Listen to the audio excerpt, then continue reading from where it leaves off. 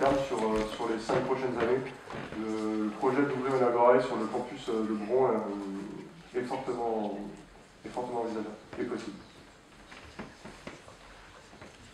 Je voulais savoir, vous avez parlé de mutualisation, est-ce qu'éventuellement vous avez un rapprochement par rapport à l'INSA qui a ce même style d'épicerie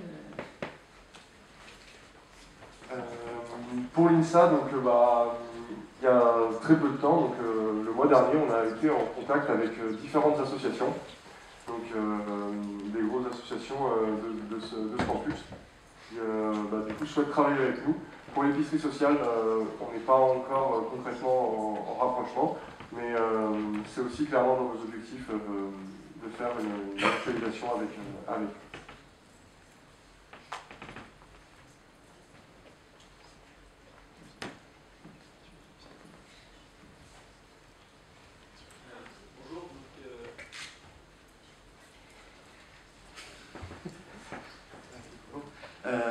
Alors une question que j'avais, c'est sur les conditions d'accès à l'épicerie sociale, s'il y en a, et comment c'est mis en place.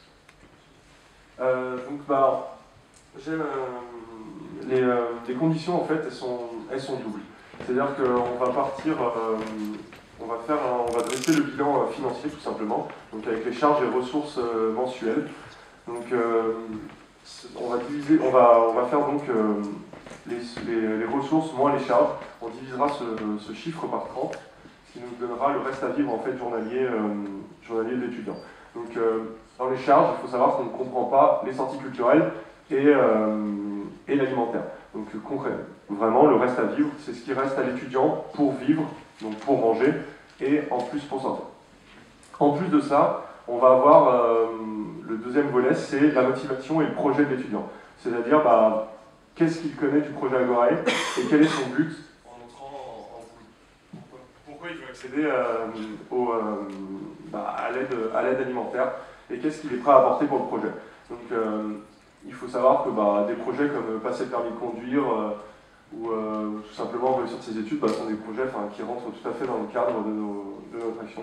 Et du coup voilà pour les deux conditions d'accès à l'Agorae. Pour poursuivre sur le plan national, donc c'est la même logique qui est mise en place dans toutes les Agorae. Pourquoi il y a cette logique du reste à vivre, comme on dit, s'il ne s'agit pas de faire de l'égalitarisme, on n'est pas là pour... le but étant de régler le problème, n'est pas de le transférer plus haut en donnant, entre guillemets, la même chose à tout le monde.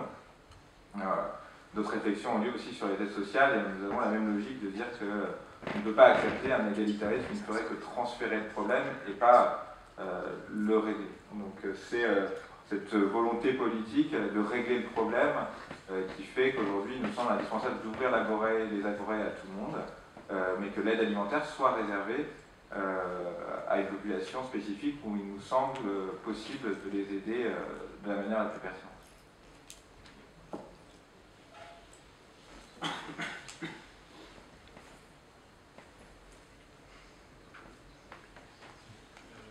S'il n'y a pas d'autres questions, on aura l'occasion quand même d'échanger ensuite, une fois qu'on sera sorti de cet aspect conférence un petit peu plus magistral de présentation. On va un petit peu bouleverser le protocole puisque Madame Guillaume, députée européenne et adjointe aux affaires sanitaires et sociales et à la solidarité de la ville de Lyon, est bloquée dans les bouchons. Mais ne vous inquiétez pas, elle va se joindre à nous.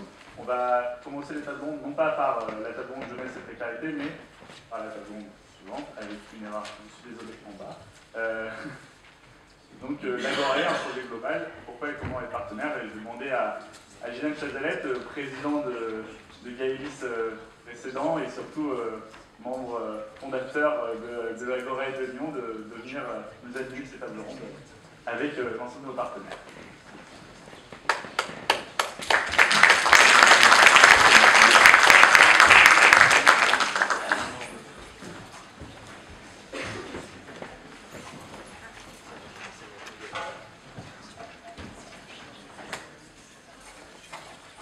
Bonjour à tous. Du coup, j'ai la lourde responsabilité de suivre ces beaux discours qui ont eu lieu. Et comme c'était très bien préparé, qu'on avait prévu la première table ronde en premier, on est un peu troublé, mais tout va très bien se passer. Du coup, je vais demander aux 4 personnes qui sont affichées qui sont nos quatre de nos grands partenaires, de venir s'installer devant pour qu'on puisse échanger. Donc on va appeler M. Moulin, président du GESRA, le groupement régional des épiceries solidaires de Rhône-Alpes, M. Vallon, le président de la Banque alimentaire, Mme Fardi et M. Gonzalez pour la massive prévention, et M.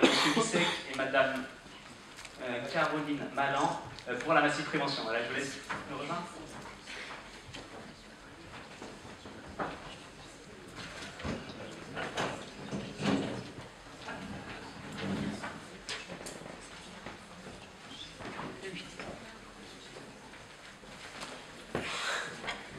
Voilà, donc le but de ces petits échanges, c'est de mettre en valeur nos partenaires sans qui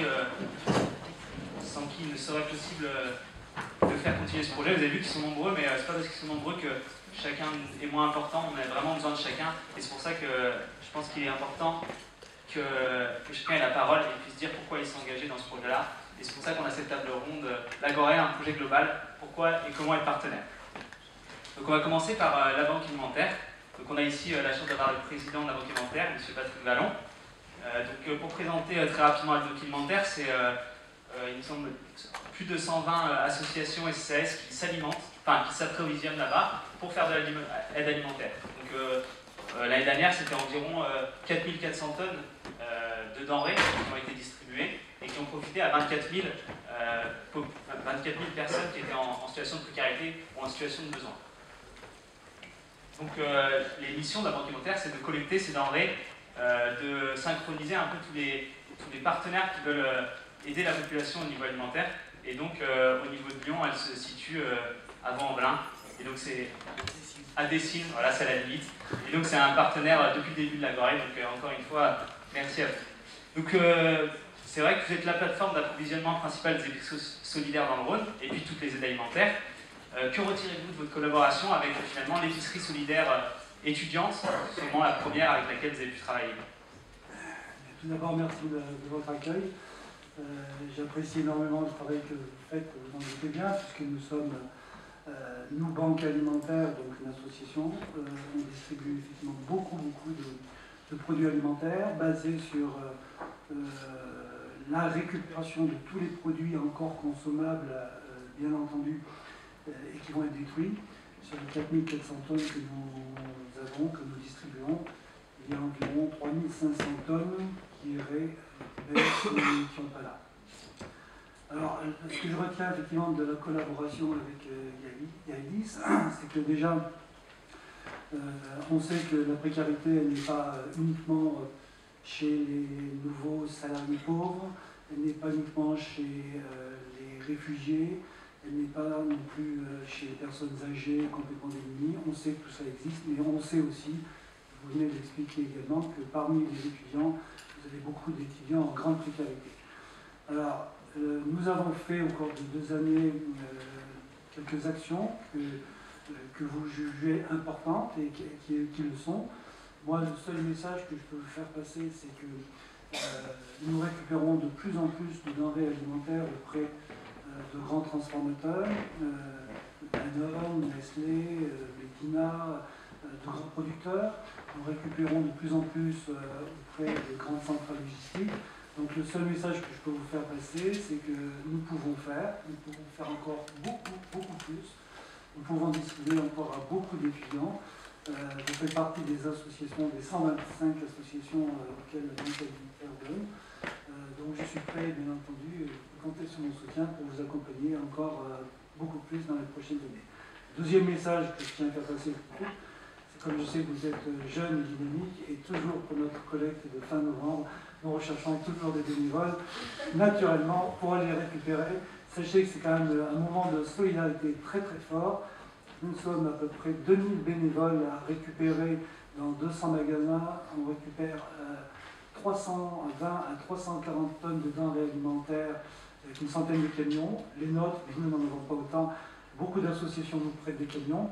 Mais naturellement, nous avons besoin de mains et de jeunesse et de votre dynamisme. Vous l'avez montré, vous avez beaucoup de dynamisme, donc on compte également sur vous.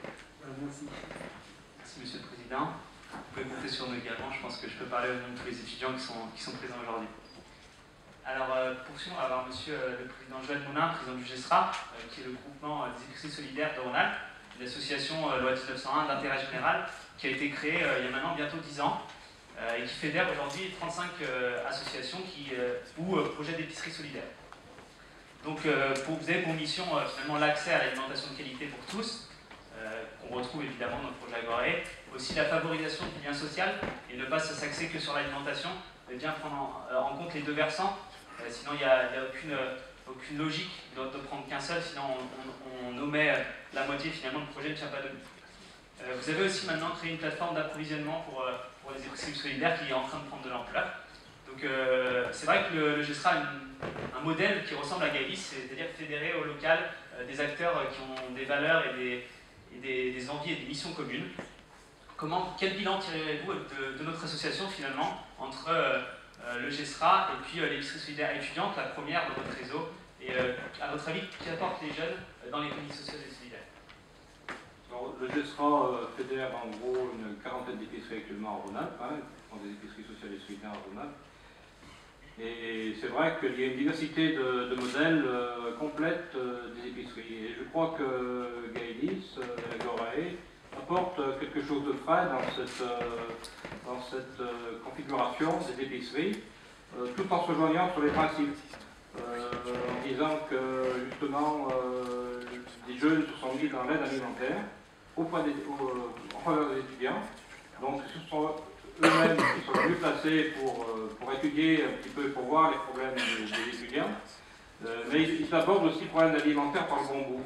C'est-à-dire, justement, en accompagnant cette aide alimentaire par des aides, on l'a vu tout à l'heure, notamment le lien social, vous l'avez dit, et puis également tout ce qui est culture, tout ce qui est atelier, ça nous semble des choses importantes. Et donc ça nous semble une place prépondérante au sein du GESRA, cette place des jeunes. D'ailleurs, on apprécie, je ne sais jamais s'il faut dire Agorae, c'est Agorae, Agorae qui est au conseil d'administration du GESRA, et on apprécie beaucoup la participation d'Agorae au sein de ce conseil d'administration. Il apporte justement un souffle de jeunesse en quelque sorte, et c'est très important. On a eu aussi l'occasion de faire des choses ensemble, notamment des rencontres régionales au mois de juin, avec une bonne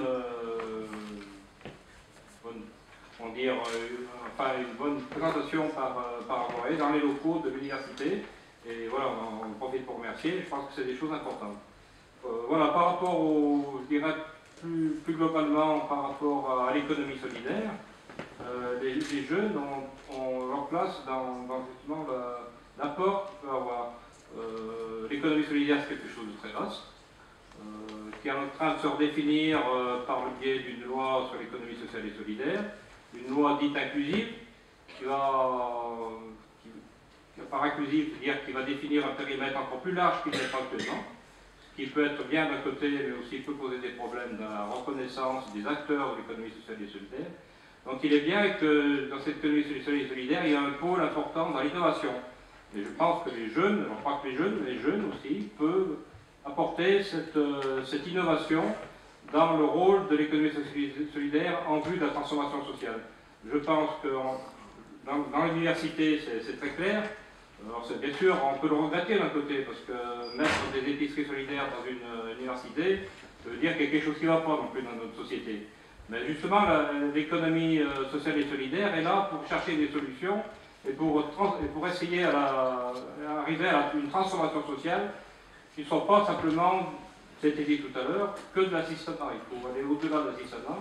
Il faut bien sûr que les personnes se prennent en charge et qu'au bout, en quelque sorte, on arrive à une transformation de la société. Alors c'est ambitieux, on le fait petitement, mais on essaye tout au moins.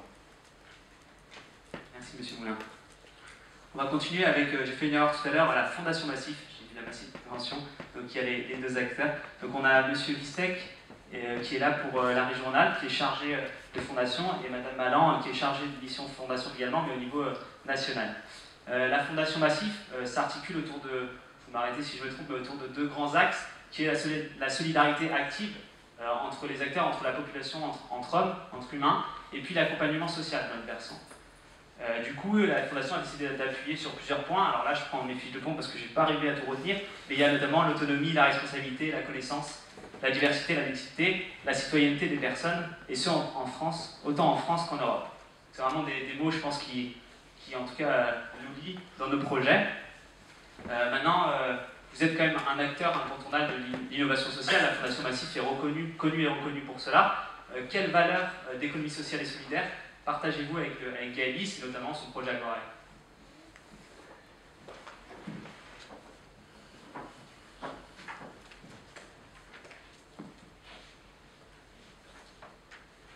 Bonjour, mais déjà j'ai entendu énormément de mots ESS, donc c'est voilà, plaisir d'entendre et de constater une solution innovante comme les Agorae et d'être ici pour la partager avec vous. Donc déjà merci, merci de nous inviter et pourquoi en fait pourquoi la Fondation Massif s'est positionnée avec Gaëlis, plus particulièrement avec la FAGE. Là c'est qu'on partage énormément de valeurs. Alors moi je dirais humaine dans un premier temps, et puis de réponse à un besoin, parce que Massif est un acteur avec une responsabilité sociale qui part d'un besoin exprimé par ses délégués, par ses sociétaires, et ensuite le groupe Massif, alors au travers de sa fondation et au travers aussi d'autres instruments comme la prévention, comme le Fonds d'action sociale, enfin, comme plusieurs instruments, on ne va pas tout détailler aujourd'hui, mais répond à des besoins, humains, sociaux, et puis terrain, il faut le mettre, les accompagnements étudiants qui en fait partie. Donc on s'est associés depuis 3 ans, 3 ans et demi, enfin on va rester sur 3 ans. À la FAGE, aussi, donc, comme j'ai dit, pour des valeurs humaines, pour des valeurs politiques aussi, puisque on défend un modèle où technique et politique sont complémentaires, où on travaille ensemble, on n'est pas une structure industrialisée, on n'est pas une œuvre caritative, on est une structure de l'économie sociale.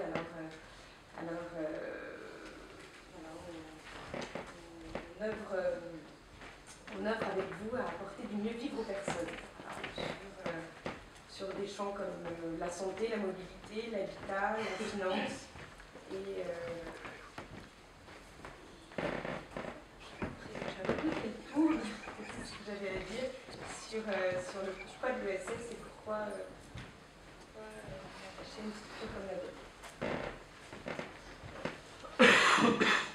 Caroline ayant évoqué l'aspect quand même plus partie santé qu'elle représente, en ce qui nous concerne au niveau de la Fondation Rhône-Alpes, bien sûr que l'on est allé dans le cadre de l'accord de partenariat national avec la FAGE, mais surtout parce que Gaëlis et Agorae ont vraiment mis l'innovation sociale en avant, la création à nouveau d'un lien social très très important, et nous basons notre action aussi sur des actions de territoire, de soutien à tous nos territoires, notamment rhône-alpin, et pour nous il était inconcevable de ne pas vous soutenir, d'autant qu'il s'agissait de la première Agorae, que quelque part c'était très très important. Par ailleurs, le monde étudiant représente quand même sans aucun conteste, et les jeunes, l'avenir. Et ça, c'est quelque chose que l'on essaye de porter via bon nombre de structures, et le groupe Massif s'est toujours investi dedans, et sa fondation qui en est son nomination également. Donc on est toujours extrêmement heureux d'être à vos côtés, petitement, tranquillement, peu importe les participations, mais on essaie toujours d'être à vos côtés. Voilà. Merci à vous. Et on va continuer avec la Massif, mais la Massif Prévention cette fois, avec M. Gonzalez qui est le responsable de ce service qui est Solidarité et Prévention, et puis on a aussi Mme Hardy qui est là, qui est chargée de prévention, donc qui sont également de grands partenaires pour nous. Donc la Massif Prévention, c'est une politique de prévention très active. Il y a un peu plus de 1600 actions par an, notamment des actions destinées finalement aux jeunes, sur différents sujets qui sont comment on appelle ça, je vais y arriver, sur la route. Exactement, la sécurité routière, excusez-moi, mais aussi la santé des étudiants, les problématiques de suicide et de difficultés sociales, etc.